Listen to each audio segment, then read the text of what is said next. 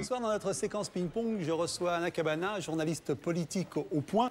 Elle va répondre à une critique d'Hervé Mariton, député UMP de la Drôme, villepiniste, à propos de son ouvrage « Villepin, la verticale du fou » chez Flammarion. Anna Cabana, bonsoir. Bonsoir. Alors, je vais vous demander tout de suite, en référence au titre, est-ce que ce titre, La verticale du fou, est référé ou doit faire penser à La Diagonale du Fou, le film de Dumbo 84? Et j'espère bien. Ah bon, la d'accord. vérité, j'espère bien. Voilà. Alors, on rappelle de quoi il s'agissait. C'était l'affrontement de deux grands maîtres d'échecs soviétiques. Il y avait le rebelle, le génie, et en face, le vieil apparatchik. Alors, on se demande, si l'affrontement, qui est le jeune rebelle génie et qui est l'apparatchik entre Villepin et Sarkozy. Voilà. Alors, mais au fond, ce qui m'intéressait, c'était que Villepin est quelqu'un qui ne veut jamais observer les règles, aucune règle.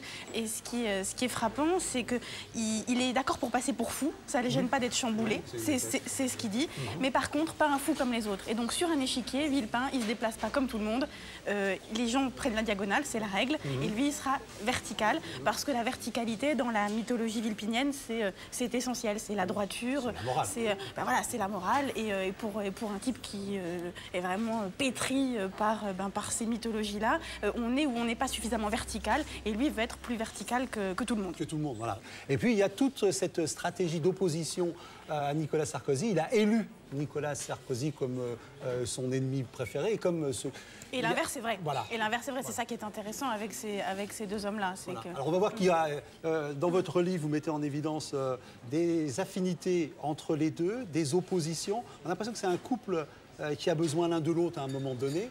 Quelque chose d'un peu particulier. Mais c'est vraiment le principe de l'émulation, même diabolique, même haineuse. Hein. L'émulation, elle peut être haineuse.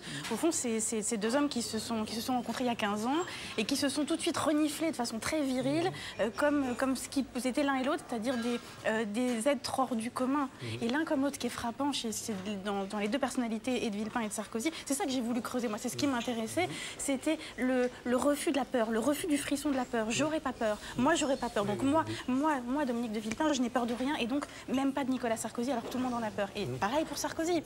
Alors, il y a aussi une analyse psychologique de Villepin quant à son itinéraire, son histoire, ses drames personnels, qui ont certainement un rejaillissement sur. Mais c'est très important. Ce qui a été déterminant pour lui, c'est la maladie de son frère, donc son frère aîné, 2 ans de plus que lui, qui, quand Dominique de Villepin a 7 ans, le frère aîné 9 ans, fait sa première crise d'épilepsie à Caracas au sortir de la messe. Et à partir de là, Dominique de Villepin va protéger ce frère, mais le protéger à la fois du regard des autres, c'est-à-dire que le protéger dans les cours de récréation quand les petits copains, parce que c'est pas sympa les enfants à cet âge-là, hein, les petits copains lui donnent des coups alors qu'il est par terre, le gamin, le protéger parce que les parents savent pas comment lui parler. Parce que c'est pas voilà, et au fond, à la fin, il meurt. À la fin, il meurt parce que il meurt quand Dominique de Villepin a 18 ans. Et là, Villepin se retrouve tout seul. Et je crois qu'une des clés du personnage, c'est la solitude. C'est un homme qui s'est construit un monde. Alors forcément, faut se construire un destin après, avec plein de mythologies, et puis être à la hauteur de ses rêves de gosse.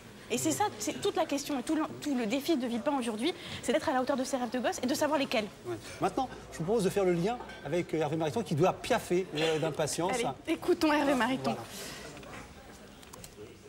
Bonjour Anna, j'ai lu votre... Alors. Et quand même, il est...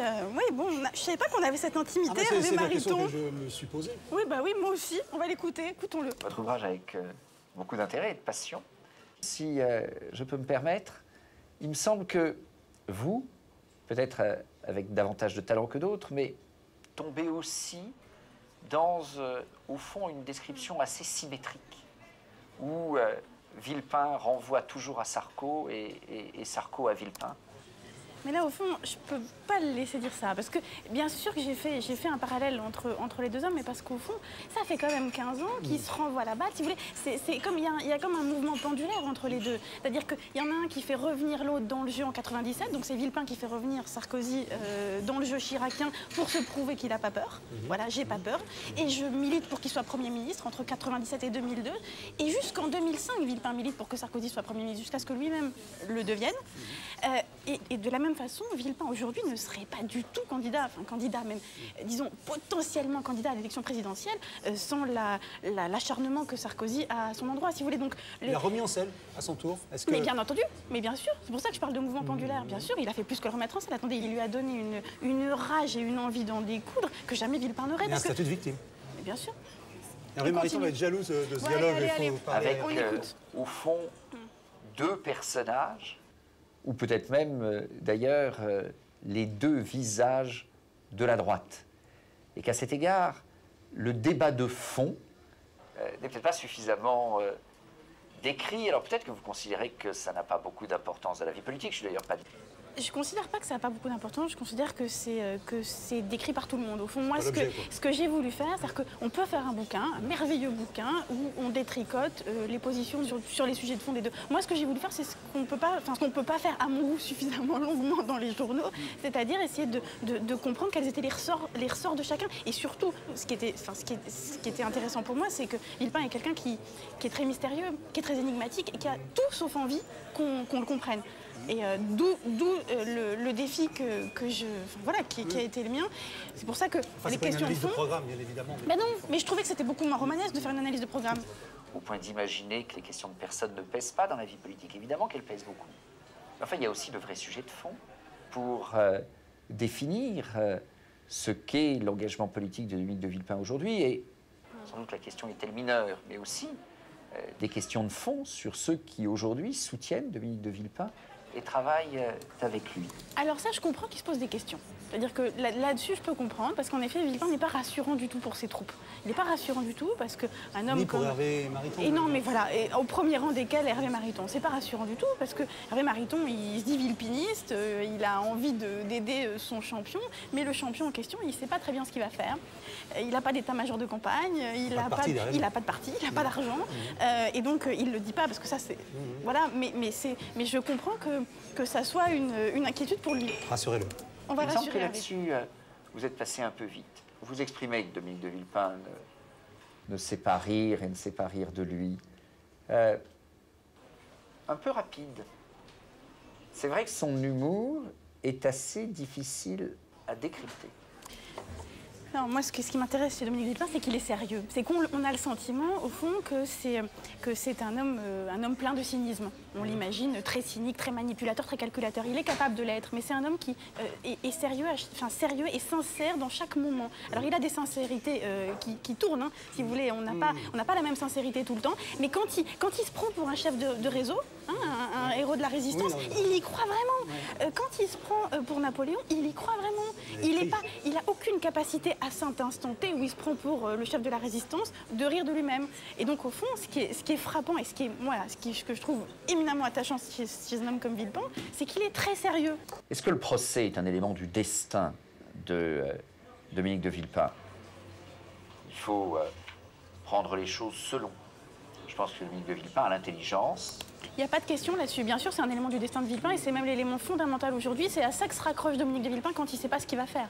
Ce qui lui permet aujourd'hui d'être déterminé sur cet objectif présidentiel, alors que véritablement c'est un homme qui se disperse beaucoup, c'est Nicolas Sarkozy et c'est Claire Stream. Donc c'est essentiel dans le destin de Villepin. Ça catalyse tout. Mais est-ce qu'on n'utilise pas beaucoup le mot destin pour qu'il y ait parfois des carrières, des positionnements? C'est un grand mot, destin. Attendez, mais il n'y a que des grands mots chez ce mec-là. Il n'y a rien de petit, rien de comme tout le monde. On ne peut pas être en dessous du destin. Il n'y a pas de carrière. Attendez, vous n'y pensez pas. Ne lui parlez surtout pas de carrière. C'est bassement prosaïque. C'est presque... Il ne faudrait pas pousser le raisonnement jusqu'à imaginer qu'il se réjouirait du procès et qu'il n'aurait pas construit son destin sinon.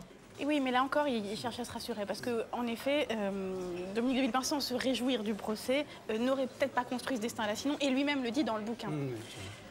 J'ai envie de dire à Anna que j'ai lu ce livre avec beaucoup d'intérêt et que je pense qu'il est tout de même important pour elle et pour son succès éditorial, que ce livre doit pouvoir intéresser, y compris ceux qui sont moins dans l'actualité et dans la vie politique de tous les jours. Eh bien, merci Monsieur Mariton. C'était précisément mon ambition. C'est-à-dire que moi, je trouve que la politique, ça doit se raconter. Et ça doit se raconter vu de l'intérieur, en décryptant les ressorts des acteurs principaux et en essayant de montrer qu'au fond, surtout pour des... Attendez, quand on a la chance, comme moi, d'avoir en face de soi des personnages aussi romanesques, aussi complexes que Dominique de Villepin, clairement, on a envie de l'écrire comme un roman. Et alors, c'est un beau compliment finalement. Le pire qui puisse arriver à un livre politique, au-delà de n'intéresser personne, ça serait de n'intéresser que ceux qui font de la politique à haute dose. Et c'est clairement pas le cas du livre d'Anna, qui, je pense, peut alors rencontrer un grand écho, un grand succès, parce qu'il est intéressant et parce qu'il est talentueusement écrit. Et puis ensuite, ce livre, hélas pour moi, qui veut en avoir la naïveté, confirme que dans le débat politique, le débat des idées et le débat de fond n'est pas tout à fait à sa place. Et ça, je le regrette, d'autant que je suis convaincu qu'il y aurait eu matière à développer. Peut-être cela peut-il être le sujet d'un autre ouvrage. Oui, enfin, oui, c'est une chute facile, je ne suis pas sûre. C'est-à-dire que les ouvrages qui décodent les programmes, enfin, on en verra à la veille de la présidentielle. Il y en aura. Il y en aura beaucoup, et trop même, à la vérité. Oui, mais enfin, on a envie de lui dire d'écrire ce livre. Mais c'est ça, mais je pense qu'il sera bien mieux placé que moi. Et puis ça permettra à Dominique de Villepin d'affûter ses idées, parce que pour l'instant, on n'est quand même pas au stade où on peut faire programme contre programme. Bien. Aujourd'hui, nous parlions avec Anna Kamana de Villepin, La verticale du fou, c'est chez Flammarion. Anna Kamana, merci. Merci.